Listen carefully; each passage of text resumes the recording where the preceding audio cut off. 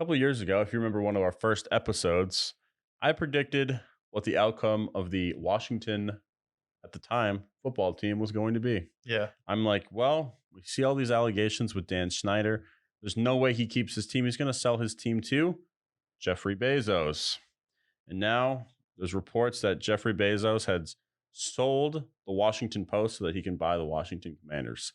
While it's not confirmed yet, before I ended the show, I just wanted to say I might be right on this. I might have called my shot. That was a pretty early shot to call, and that was a pretty impressive one. You pull that take out of nowhere. Like, first of all, Jeff Bezos has to get there, change the team name to either the Washington Amazonians or the Washington Prime or the Washington Prime. Washington Lobbyists. I feel like any of those names would definitely be an improvement from the Washington Commanders. So Bezos taking over, he has the deepest pockets of any man in the world not named Elon Musk. So be willing to go out there, get a competitive team together to compete with the Eagles and the Dallas Cowboys year in and year out. So I feel like that would be great for the NFL. Won't have a ton of scandals, won't have a ton of drama around him owning the team, won't promote a sexist and misogynistic and sexual harassment environment like Dan Snyder did. So whenever you hear about an NFL owner, there's a problem. There's only a few owners that people can name off the top of their heads.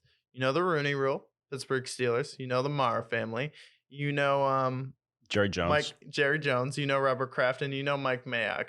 Anyone else is hard pressed to be able to think of an owner off the top of their head. And if it's not someone like Jerry Jones, it's not someone like Robert Kraft, the Mara family, or the Rooneys, it's probably not for a good reason. And typically that's what happened in the NBA where they forced out Donald Sterling, and then they had Steve Ballmer come in where he didn't necessarily want to sell the team. But if Jeff Bezos comes to you and he's like, I want to buy an NFL team, who's going to outbid him? No Nobody. one, unless Elon Musk wants to do it just out of spite and to be petty. But that's about it. Yeah, honestly. Yeah, I mean, the only other coach that we can mention, owner, is Al Davis. But then nobody knows who his son is at this point. Nobody cares about Mark Davis, No, except he's for the poor. fact that his haircut's horrible. Yeah. So it's a good point with that.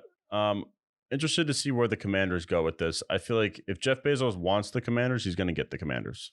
Yeah, and I feel like he does. I feel like he wants to step into the NFL realm. It's something that he's probably passionate about, and it's a good retirement gig. Hopefully it's not like a Donald Trump situation where Trump almost bought the Buffalo Bills back in the day, but if Jeff Bezos comes to you, it's like those pockets are pretty hard to say no to.